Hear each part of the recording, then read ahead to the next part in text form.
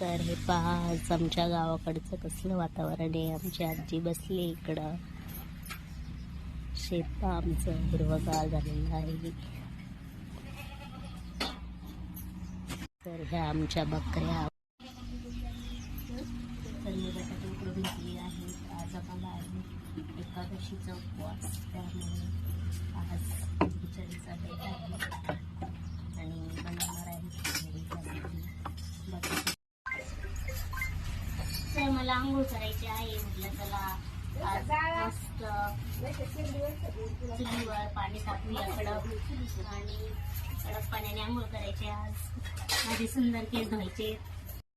तर हे पहा आज मी देवपूजा केलेली आहे देवाची. आज एकादशी उपवास आहे म्हणून देवाला खिचडी पण मांडलेली, केळी आणि अशा प्रकारे रांगोळी काढली. तर आज खूप भारी वाटतंय, फ्रेश फ्रेश. खिचडी दिली मला, तर एवढी सरणार नाही म्हणून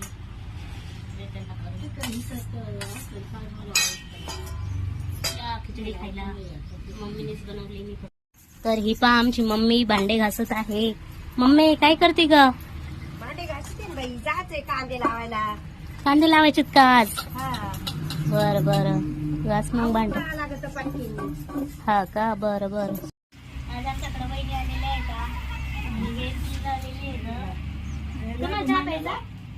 थोडा थोडा बहिणीला द्यायचा चहा.